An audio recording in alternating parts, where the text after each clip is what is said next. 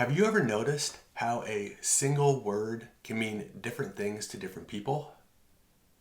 The purpose of this video is to give you a practical and functional understanding of what a nutrient is, because I believe that when we really understand how nutrients apply to our biochemistry and our biology, we can use those to get on a path of optimized health, wellness, clarity of thought, and optimized energy. My name is Resnick, and I'm making these videos for you to give you the tools, tips, and techniques to take charge of your life and to look good and feel great. It's that easy. So if I was a bodybuilder, to me the word nutrient would be, what are the different things that we can use to possibly build bigger muscles? But that definition might differ from your soccer mom, who's trying to figure out what is that nutrient or nutritional intervention that she could do to keep her 10-year-old focused in school and not falling asleep before soccer practice in the afternoon. And finally, the word nutrition means something entirely different to a biochemist.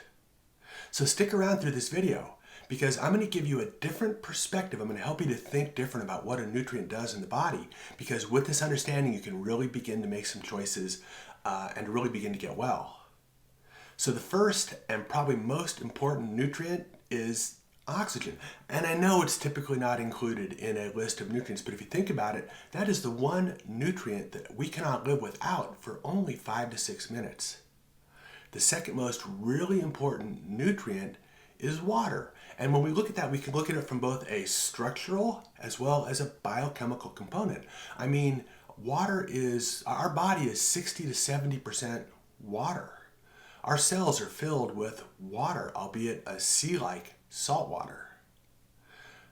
However, it's common that people aren't taking in enough water. In fact, many of our different vices, to include alcohol, sodas, and coffee, in fact, extract more water from our body than the volume of the beverage that we've taken in. So if you drink 1 cup of coffee, 1 cup of soda, and 1 cup of alcohol, although that's a lot of alcohol, you can expect to lose more than that liquid in your body, because alcohol influences a hormone known as anti-diuretic hormone that influences how much we diurese, how much water we lose. The next category of nutrients that I want to share with you is proteins. But when I look at how important these nutrients are for our health, I don't think it's fair to categorize proteins as one big category of nutrients. A better way to look at this would be to say that what are the amino acids that our body needs to survive? There are some 22 different amino acids that are found in nature, and these are found in meats and plants and all of our different foods. The amino acids are our building blocks of life.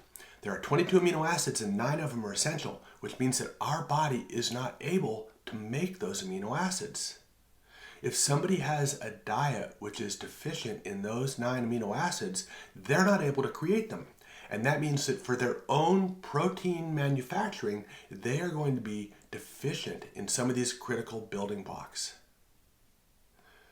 The next category of nutrients that I want to go over with you is that of fats. So fats are a broad term when it comes to biology. I mean, we've got cholesterol, we have lipids, and we have what's known as phospholipids, which are sort of designer fats that are used in our cellular membranes. So let me give you a couple fun facts here.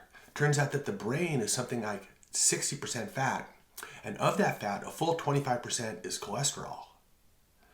We have fat that surrounds every single membrane of every one of our 10 trillion cells in our body.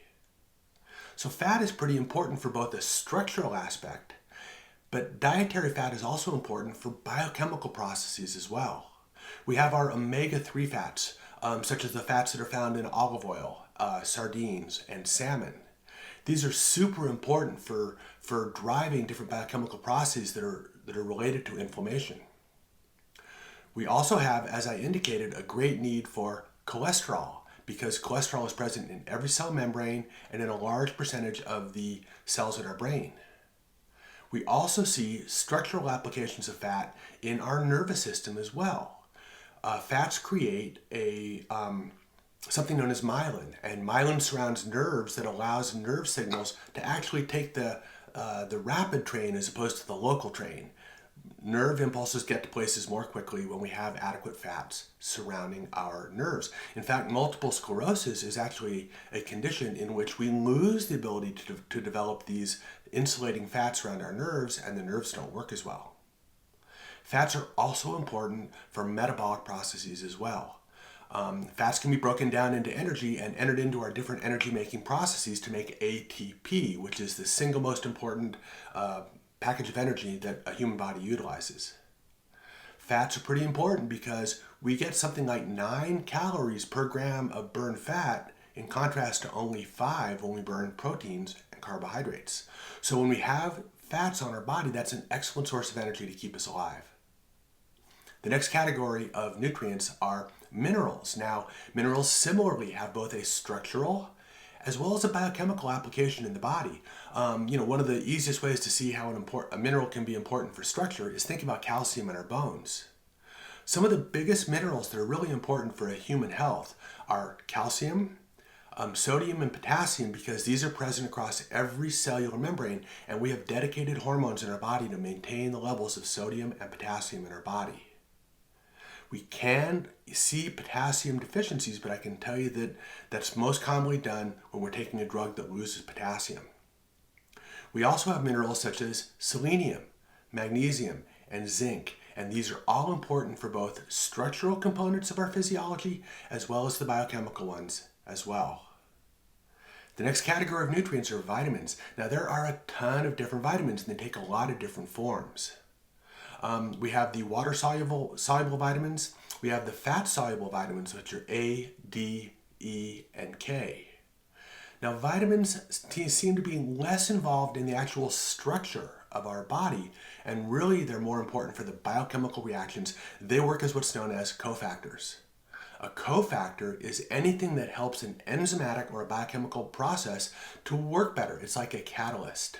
So to put things into perspective, if you want to unlock a door, you could see your door key as being like akin to a vitamin. It's a catalyst. Without that certain small component, you're unable to turn the lock and open the door. Our body works the same way with vitamins, and we can have vitamin deficiencies for any number of different reasons, not the least of which are the medications that the doctors give us.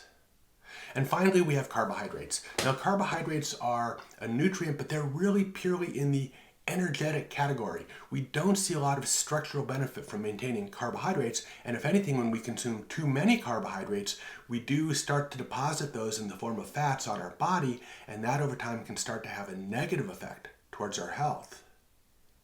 So there we have it. We have a variety of different nutrients that collectively work together to keep the human body healthy.